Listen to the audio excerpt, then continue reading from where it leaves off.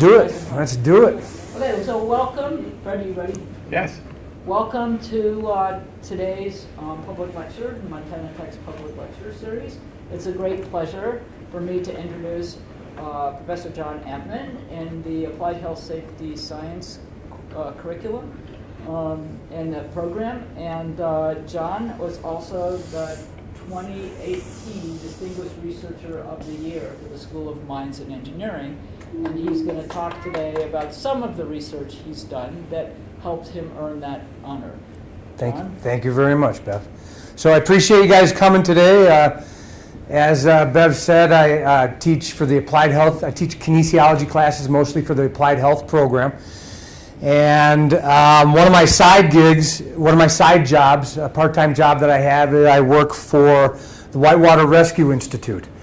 And the Whitewater Rescue Institute teaches swiftwater rescue certification throughout the state and throughout the country, really. We've taught courses from Washington, D.C. to Washington State.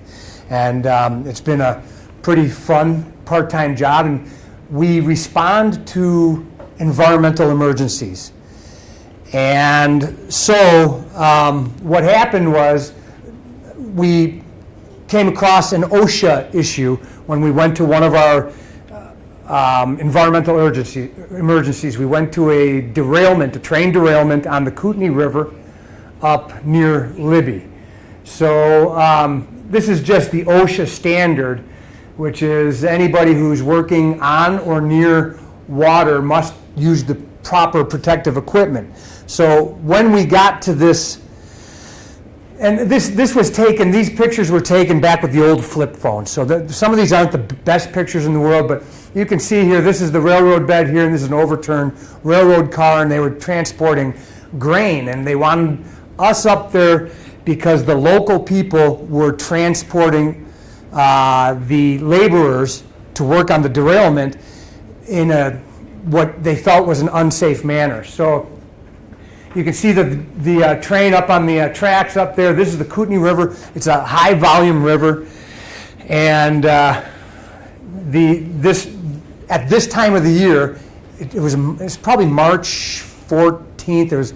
The time I was up there was about the 14th through the 20th, and at that time, the volume was around 20,000 CFS, cubic feet per second. So it's a high volume river, and there's a lot of water running through there. Well, the local people who were transporting the laborers to the job site, the only way you could get to the derailment was by boat, either by raft or kayak or jet boat. So the Whitewater Rescue Institute has a fleet of jet boats, and when we got up there, the laborers were being transported before we got up there. They were being transported at night with no protective equipment, with no PFDs, and really no other water-oriented protection. So when we got on scene, we said, okay, we're going to transport you guys, and we're going to have you each of you are at least going to wear a PFD. On some of the sites we work at, they wear other forms of PPE, personal protective equipment, including helmets and whatnot. But these guys we just had in PFDs, and this guy right here asked us, he said, if we fall off the boat, or if we would have fallen off the boat before you guys got here, how long would it have taken for rescue to occur? How long would we have been able to stay up with all this labor we're on? Would we have been able to swim to self-rescue?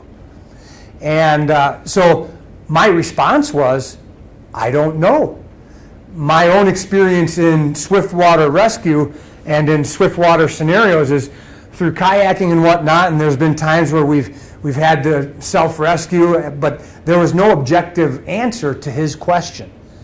So the title of this presentation today is In-Water Self-Rescue of Laborers in Standard Labor Wear. And we did 3 studies focusing on that because we wanted to answer this question.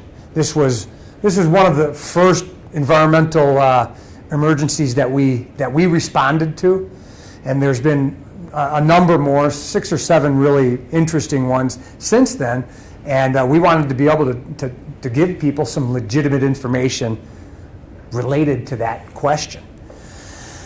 So we did one study. The first study we did was basically testing the hypothesis that occupational clothing would impair performance during swimming and treading water. So what was occupational clothing? In this case, it consisted of Carhartt or canvas coveralls or overalls, as well as steel-toed boots, which is a standard labor wear for the people who were working on the railroad and working on that derailment. So what we found was research showed, or our analysis showed that 11.4 meter swim time. So they swam a half a length of the pool, just a half a length, which was 11.4 meters or 12 and a half yards. Your standard Olympic size swimming pool is about 25 yards long. So their actual swim time doubled when they had their labor wear on compared to when they were just swimming with their standard swimwear. So we had them swim the distance with their swimwear on, and then they put on the labor wear, and we randomized it, and they swam with the labor wear on. And it was significantly more difficult. Their times doubled, and their rate of perceived exertion was also statistically significant. The take-home message, the practical information we got from this, was some of the subjects, and in this one study we only had 9 subjects, but some of the subjects were very comfortable treading water. And they could tread water. Once they got to the 15-minute mark, we stopped. Okay? For other people, this guy was, does anyone know this? Does anyone recognize this guy? He was an all-conference football player here at Montana Tech, a very good athlete, very well-conditioned, very athletic. And I'm going to call on Nick. Nick, how long do you think he could tread water for? How long do you think you could tread water for without labor wear on? 10 minutes. Maybe 10 minutes? Yeah. What about with canvas coveralls and steel-toe boots? Probably like 2.5 minutes, Maybe. 5 minutes maybe. 2.5 to 5 minutes? Yeah. And I think that's pretty standard opinion from the people I've asked. They say, yeah, about 10 and maybe 2 or 5. This guy, 56 seconds. 56 seconds in a controlled environment, in a swimming pool, a warm swimming pool, with people around, with people, so he's pretty comfortable knowing that all he has to do to save himself is grab this edge right here. And he had one person in the water, another person on shore, just in case, 56 seconds. So we could answer this guy's question pretty confidently that, well, some people might be able to self-rescue, at least tread water until we're turning the jet boat around for a fair amount of time. But this environment is totally different than the research environment. In the research environment, the lowest amount of time we were looking at, the fastest turnaround time we would have had to face was 56 seconds in a pool. So if that would have happened to this athlete in a real situation on the Kootenai River with that flow at 20,000 CFS and the water temperature, what do you think the water temperature was in March on the Kootenai? Mr. Suzanne? 44 degrees. Yeah, it was probably in the 40s. Good guess. 44 degrees, I'd say, was pretty close. Do you think his performance would have improved in that situation? So we're looking at less than a minute, maybe far less than a minute, to be able to perform a rescue in that situation. For some people, right? So we can answer that first question confidently that, yeah. John, was that with his PFD or no PFD? No PFD. Just labor wear. Just labor wear. So if those people would have ended up in the water because they were being transported at night, right, they're in trouble. They're in big trouble, right? So we said, okay, now what we want to do is the second study. We suggested our recommendation for further research was to take a look at different strokes with and without a personal flotation device. So most swiftwater rescue instructors and professionals, they'll teach that you need to be able to swim in a defensive manner, and usually that's on your back. That's called a defensive swim technique. If you're swimming with your feet downstream on your back, almost in a backstroke position with your head facing upstream, this is called a defensive swim position. They use that to protect themselves against foot entrapment or against running into any other obstacles or hazards. And then they suggest, swiftwater rescue instructors suggest that when you have the opportunity to turn and swim aggressively to a safe location. So we said, well, what we're going to do is we're going to test 3 strokes that most people know, and that's elementary backstroke, American crawl, and breaststroke. And we wanted to find out, because the PFD is kind of bulky, and a lot of people, the laborers that we were requiring to wear the PFDs, they would say, I don't want one of those on, because if I end up in the water, it's going to inhibit my swimming ability. And they asked us, will it inhibit my swimming ability? Again, we didn't know. And there was no research to answer that question. So our questions were centered around that. Would standard labor wear have an effect on these 3 strokes, considering wearing a PFD and not wearing a PFD? So my question to you guys is, let's go with Peyton King. So we already knew that if you're in swimming wear, you're going to be faster than if you're in labor wear. What about if you have a PFD on, Peyton? Will that improve or not the swim time? I don't think it will improve. Okay, so you think that the swim times would be slower with a PFD on, is that correct? Yeah. Riston, what do you think? Yeah, I'd say they might be slower. A little bit slower because it's bulky and causes more drag, right? Our results show that with a PFD, swim time, and this was for 12 and a half yards again, 11.4 meters, half a length, 18.9 seconds with a PFD, 23.29 without a PFD. So more difficult. And most people, what we saw is it took more effort to stay up on the surface of the water to swim, and those people with the PFD on didn't have to make that effort for the American crawl, at least. Okay? The next question, what about elementary backstroke? That's a different stroke. Colleen, what do you think? With a PFD, which one is faster, with a PFD or without a PFD? I would say with. You would say with. What do you think, Seth? Probably with. Okay, you guys are correct. With the PFD, again, we're able to stay up on the surface and concentrate on that horizontal movement as opposed to staying up and moving horizontally. So, and both of these were statistically significant. What about the breaststroke? Dr. Spath, what do you think? With PFD, faster? Faster with the PFD, and this one found that actually there was no statistically significant difference. So it was slightly faster with the PFD, but no statistically significant difference, right? So that was interesting. Now we found that what we began to recommend at this point was that people either need to be prepared to win the sprint or survive the marathon. It's kind of like life, right? Got to survive the marathon, not win the sprint.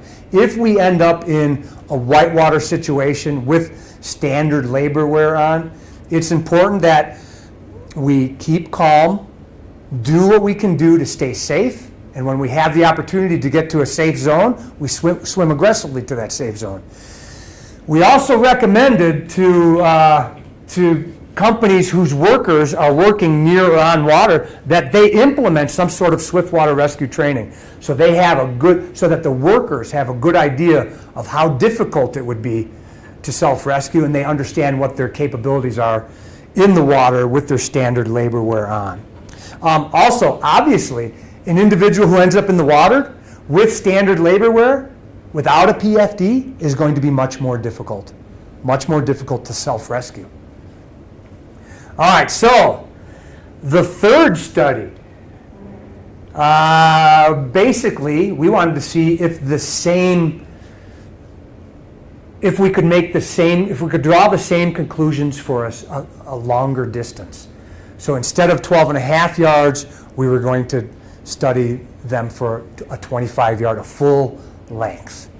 All right, and we also wanted to determine if there were differences between male and female subjects. Would there be a better stroke for females versus males? Would we have to, as swiftwater rescue instructors, would we want to tell Peyton, hey, if you end up in that situation, you might want to try this stroke instead of that stroke. And Nick, hey, if you're in a swiftwater rescue situation in labor wear, these are the strokes that you should consider using. So this time, the previous research, we had 9 and 18 subjects respectively in the first two projects. This third project, we had a total of 51 subjects, which I thought was a pretty significant number. There were 26 males and 25 females. The hypotheses were centered around basically, as a group, males and females, which stroke would be the fastest. And then, what would be the fastest for males, and what would be the fastest stroke for females. So, my question to you is, this is a good question, I've got to remember what's going on here. What do you think was the fastest stroke? What's your name? Fred. Fran? Fred. Fred, what do you think was the fastest stroke overall, considering males and females, out of the 51 subjects? Well, I have to base it on my experience with whitewater swimming, and I actually prefer the side stroke, but I would go with the backstroke. Out of those 3 strokes? Because this is for long distance, right? For 25 yards anyway. So it's all relative, right? Yeah, well, so the longer you're in, the more it has a pull, a long pull. Okay.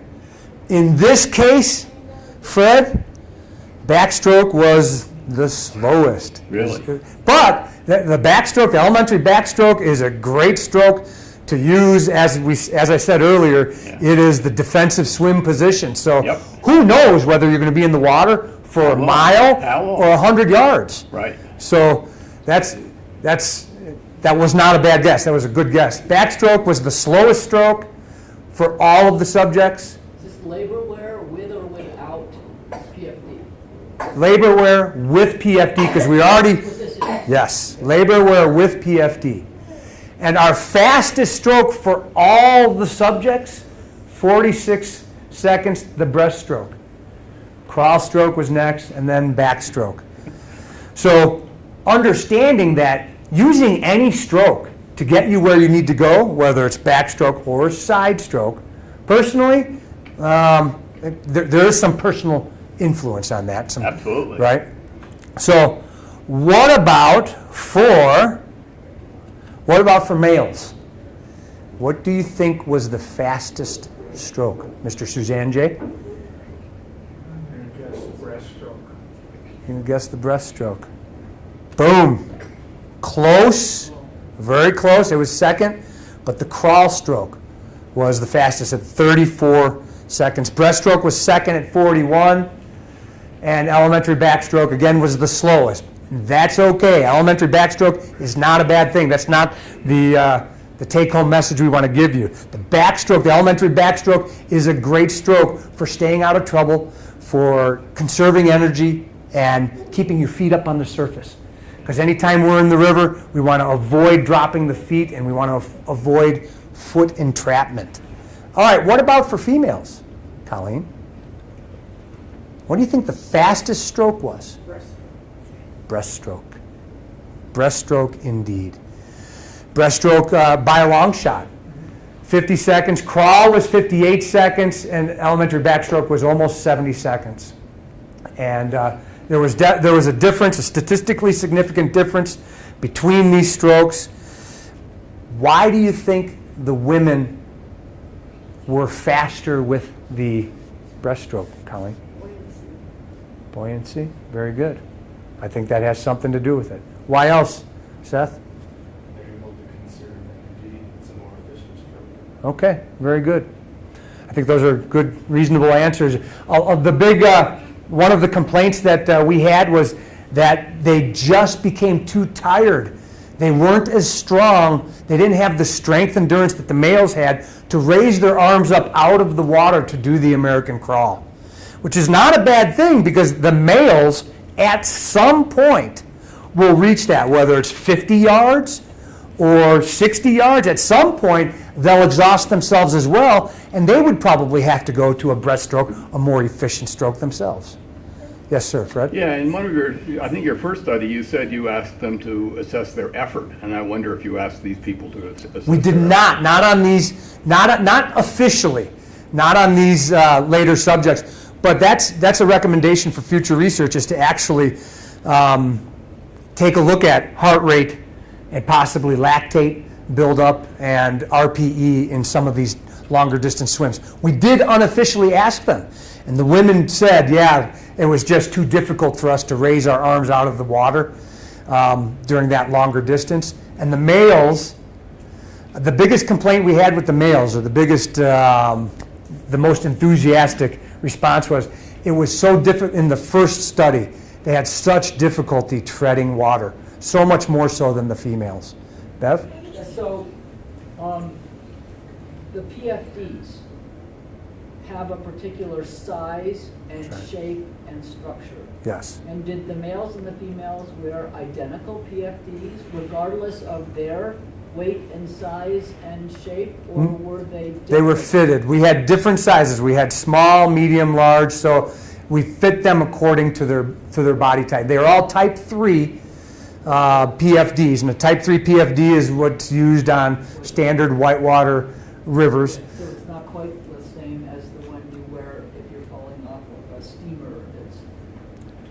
Those are Type 5. Type 5. Yeah. The bulkiest ones are type 5, and type 3 is a standard whitewater PFD.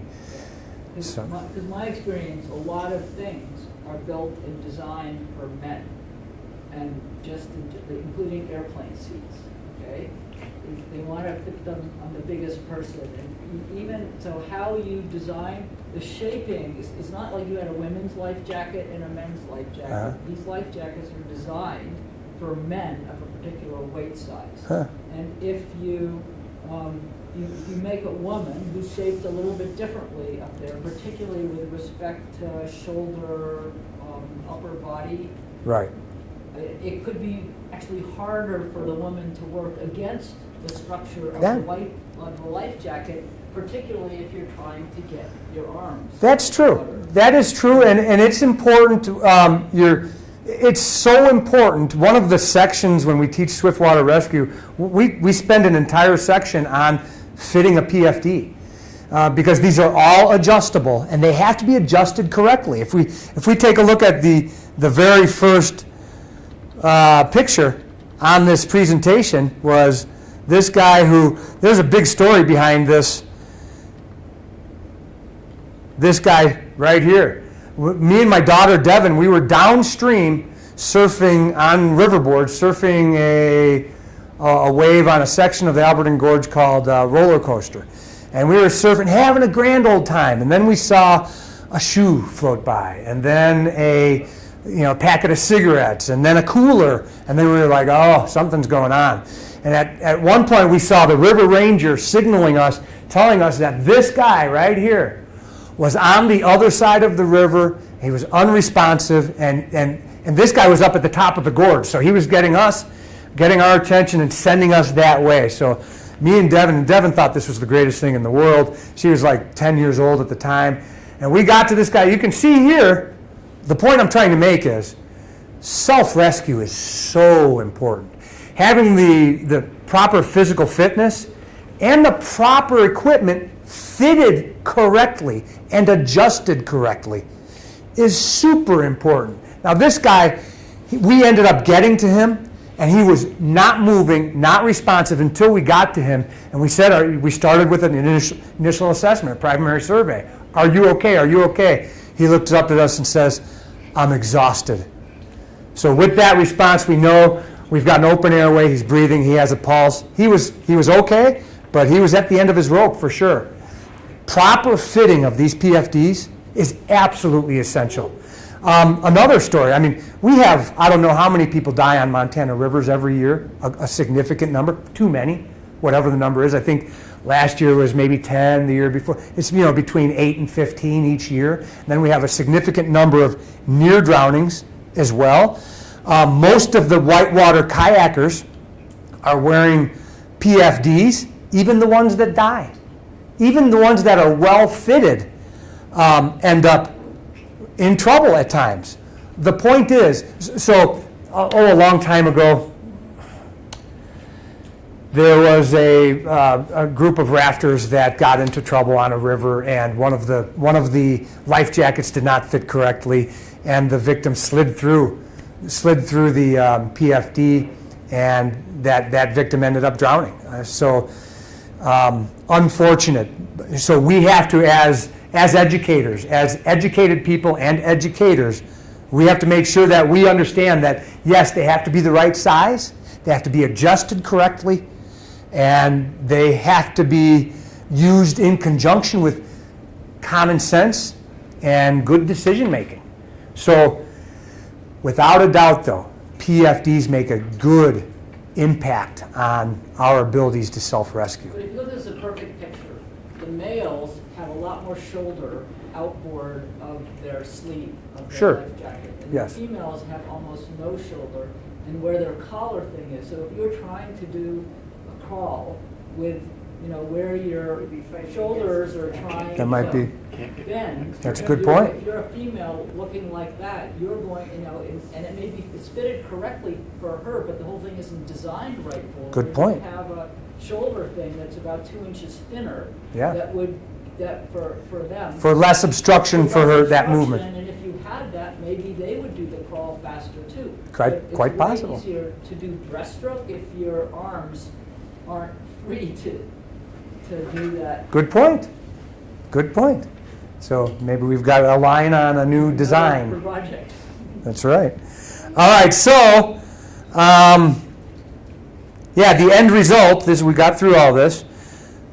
The end result, I guess the discussion is, what our take-home message was, a lot of people end up working on or near the water. So this was a derailment at the Clark Fork, and this was actually a really interesting job site. We were working with Montana Rail Link, and in order to get these things out of the water, they had to have a certain number of these heavy-duty winches, and I mean you can see just from looking at this that if one of the laborers, actually they weren't doing the hookups, we were doing the hookups. So if one of us ended up in the water, we would have had to have the proper equipment. I mean, we have to have helmets. We were rappelling down, you can't see in here, but we were rappelling down and doing the cable hookups to these things. And if something went wrong, we would have, very conceivable to end up in the water. If this was the Kootenai River, boy, where we were working, there was no way to get to that derailment outside of a boat. And that river is like carved out of granite. And as soon as you get to the river's edge, it's not like the Big Hole where there can be some spots where you can wade out. This thing hit the edge and went straight down. So if they ended up in the water, they were going to be in a self-rescue situation right off the bat, not necessarily just a stand up and walk away situation. If we work on or near the water, it's important for us to understand what our capabilities are in the water with our labor wear on, with and without a PFD. So our suggestion is for companies to expose their their workers to these experiences. This particular incident, this was a dredge that had sunk on the Yellowstone River. This was last year, November of last year, during Thanksgiving. This is the Clark Fork River. What do you think the flow is? Just looking at this water here. What do you think the volume is? So I talked about the Kootenai River being about 20,000 CFS, possibly, in March that year. What month was that? This is about probably June or July. I can't remember. 4,000? Could have been 4,000. 4,000 CFS. I'd say that's a pretty good guess. That's a pretty good guess. 4,000 CFS means there's 4,000 basketball-sized containers of water flowing by 1 point every minute. So what do you think our nearest river?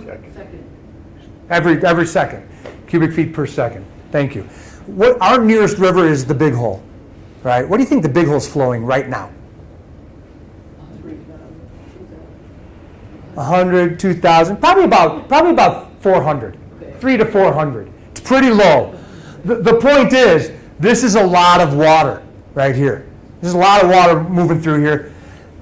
This is the Yellowstone. This was probably maybe 8,000 CFS at this point on the river. So it doesn't look like there's a lot of water moving through here. But there was. And I've only kayaked like 3 times in my life at nighttime. And it was planned. It was like, hey, it's a full moon, let's go out at midnight and we'll go run the Big Hole. And we know the river really well. And we were on this job here, and right up here is where the hookups were. So the dredge had to be removed. So this, can you see this? Is this? Okay. So this crane was brought in, and they had it set up, and they didn't want to wait another day. So we had the hookups. We had to do the stream side hookups, and it was hooked to this crane, and the sun was going down, as you can see. And it was like, hey guys, we got this thing up. We got to keep going. It's dark out, but we got to keep going. Do you think it's important for a person like this? You know, these guys are leaning over, don't have anything really securing our feet. What if we end up in the water, right? And what if it wasn't a swiftwater rescue guy? What if it was a standard laborer? Is it important for them to be exposed to self-rescue techniques? Absolutely. Here's another picture of, so this guy, you can see, this is a huge combination wrench, right? What do you think this is attached to? It's attached to something. I can't remember what it was attached to. Might have been his other arm. But it was attached because they didn't want to lose it into the water. But could you imagine if he would have fallen into the water attached to this? If this was attached to a certain part, that could have been bad. That could be bad. The point is, we need to be thinking about, as reasonable educated people and reasonable educators, we need to be thinking about how to make things safe. And part of making things safe is getting people to understand what their capabilities are in the water. Not just talk about them, but put them in the water so that they know what their capabilities are, how to defensive swim, and how to aggressive swim. That's basically my take-home message as a result of these 3 studies. Are there any questions? Thank you.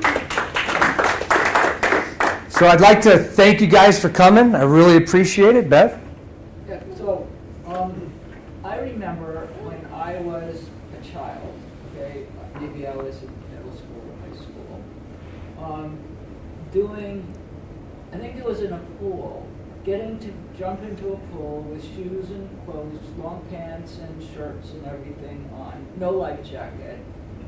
And what I was told to do then is first to take off your shoes, because your shoes are really a drag for trying to swim. And I would think that the safety steel-toed shoes would be even more of a drag to swim in.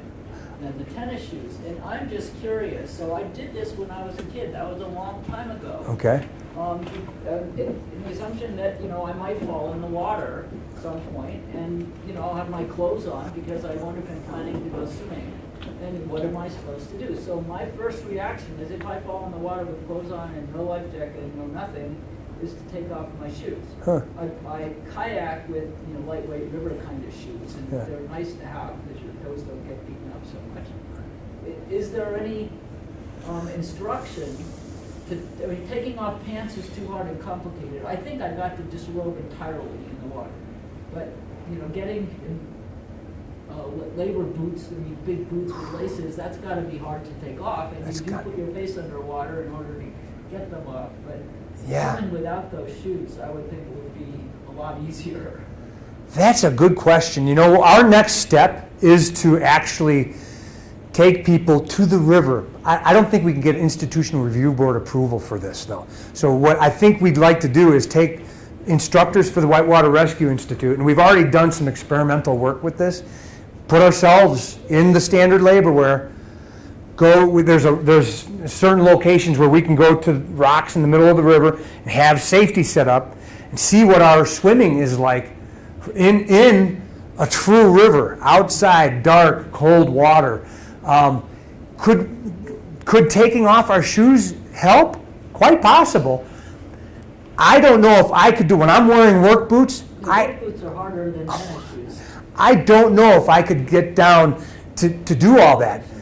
I think that possibly if we can get them off, they might make a difference, but I don't know for sure. I know some of these laborers, I don't think they'd be able to reach. Yeah, I don't think they'd be able to reach their shoes either. But it's a possible thought for another project again. So. But if it's not research, you don't have to get approval. Only if it's research, you're going to be reporting it, do you have to get IRB approval. So if we did a bunch of instructors, 5 instructors. But you're not going to publish it, you're not going to say it's a research project. If it's not a research project, you don't have to get approval. But then, if something goes wrong, Montana Tech doesn't want to be affiliated with it. Well, yeah, I understand that. If you're going to want to report it, and I think you are going to want to report it in the Whitewater Safety. In our textbook, Yeah. so maybe we could word it in a way. You have to make it be research then, so you have to get approval. That would be difficult. Well, Because we'll have to talk about it outside of this. Yeah. Yeah. But thank you very much for, yes, Colleen? I would guess that your experimental subjects, your students, were in the pool for a while they were going through this whole exercise, and they would be saturated. But somebody who was just sitting on a boat and topples in is going to have a lot of air trap in their clothes, and that. It's going to take a while for it to get soaked. Yeah. Yeah. That would give them a bit of an advantage. I agree with you. I think if the opportunity there is to self-rescue immediately, it should be done. If it's not there to rescue immediately, we have to think about conserving energy. Again, if you can win the sprint, win it. If you can't, then think about how you got to conserve your energy to survive the marathon. And that has something to do with it. If you can get out of there within the first 30 seconds, boom, great. Because it takes a while for that stuff to get all soaked and then heavy. Fred? Yeah, just a couple of comments. One, in night, I mean, they put strobes on life jackets that people use. And really, if you're involved at night, you need that strobe so people can see where you are. So Good that point. should be mandatory for Should night be. stuff. Should be. The other... Sometimes there is a safety, there's superficial safety efforts. Yeah. And in this particular instance, it was like, hey, you keep your safety glasses on, and you have your fire retardant suit over your dry suit, even though you're working on the water, and there's zero chance of coming in contact with fire.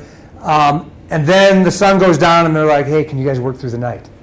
So sometimes I feel like there's not a true commitment to, at times. Okay, the safety. other comment is, You'd have to evaluate this, but certainly on river people use throw lines in difficult situations. And I think if you have a body of people working near the water, having a designated person downstream with a throw line might be well worth it. Oh, yeah. That would have to be tested. I don't actually know what fraction of throw line throws work. It's not as high as you might think, I believe. But Well, definitely that's a part of the whole process. Whenever we teach swiftwater rescue certification to guides or to search and rescue, our general approach is to, number one, make sure we have the proper equipment. Number two, make sure we have downstream safety doing exactly that. Then we have upstream safety, then we've got people working on a plan and a backup plan. So that is a part of the whole operation. Absolutely, good point. Well, thank you very much, appreciate it. Thank you for coming, I really appreciate it. And I'm gonna run out of here, I'm not gonna talk to you guys because I gotta go to my daughter's volleyball game.